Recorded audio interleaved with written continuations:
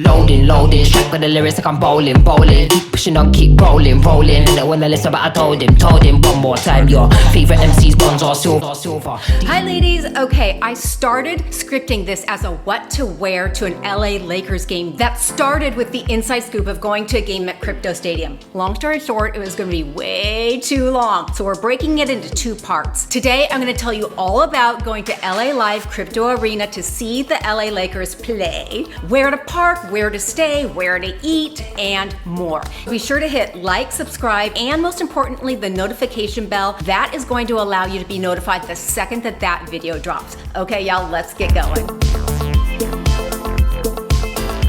LA Live is the sports and entertainment district that surrounds Crypto Arena. That's where the Lakers play. Located in downtown LA, it's got music, venues, nightclubs, restaurants, even a bowling alley and a theater. There's tons of energy, lights, music. Think of it as a much smaller Times Square, except it's very pedestrian friendly as there aren't cars driving through. For parking, they have a self-parking large garage, and they also have valet as well. Where to stay. Okay, y'all, I'm gonna share with you what Oliver and I do, and then you can take from it what you want. Since we live in San Diego, we drive up. That's about an hour and a half to a 2-hour drive. And we book a room at the Ritz-Carlton. The Ritz-Carlton is part of the whole LA Live area, meaning no driving or parking in order to get to the game. It's really convenient. All you do is walk through the Marriott, which is connected to the Ritz-Carlton, out the door, and you're at LA Live, baby. We usually arrive around 2 o'clock on game day. It gives us time to chill, relax, and just, do nothing, maybe get a bite to eat. We always book a room on the club lounge floor. This gives you access to, well, the club lounge. It's got beautiful views of the city, oversized comfy sofas, big screen TVs. They always have a beautiful selection of light bites, lunch, dinner, breakfast, snacks, every beverage that you can think of. It's an extra $300 per night if you want the club lounge access. We feel it's worth it for what amounts to an expanded living area and the convenience of being able to have light bites, snacks, and breakfast the next morning on demand without the hassle of calling in and waiting for room service. Alternatively, you can also book a room at the JW Marriott, equally as convenient, connected to the Ritz. It's just less pricey.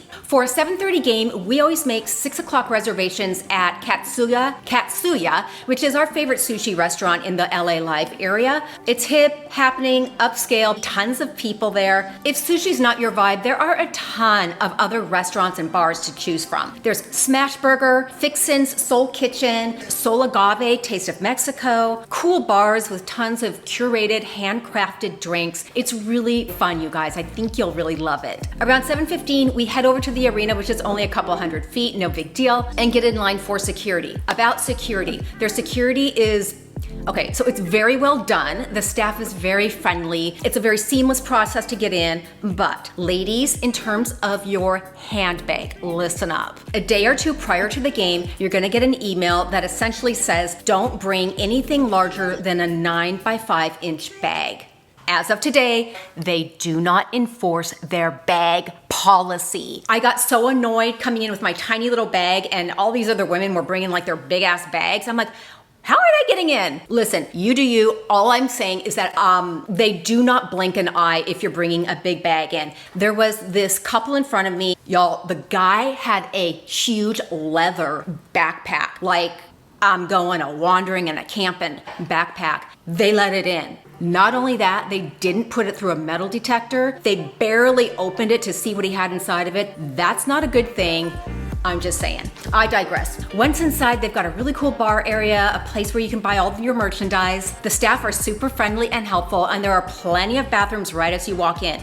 I always try. It's my mom's voice in my head going, I want you girls to at least try. It's a small arena, so honestly, there really isn't a bad place in the house. We always sit in the first row behind courtside. To me, it's the perfect spot for a couple different reasons. Since you're not courtside, like right there, you're not in danger of being pummeled by a ball or being flattened by one of the players.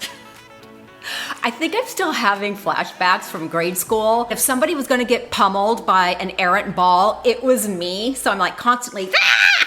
but you're still super, super close to the action. It's great people watching, and you've got plenty of leg room because you know at 5'2", I need plenty of leg room. Pricing for those seats, and you guys, I share pricing with you because there's nothing more annoying than clicking onto an article or a video and the person is just like, oh, it's kind of pricey. No, I want to know how much it is. So I'm going to tell you.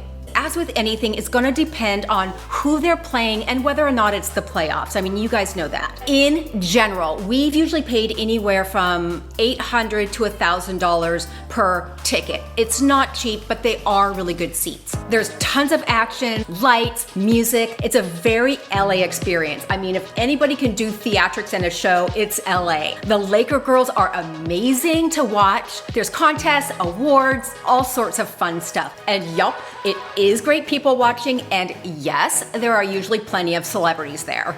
The crowd there honestly is really chill and laid back. It's not an uptight, pretentious LA kind of thing. It's really fun. I've never encountered like poor sportsmanship and people being assholes.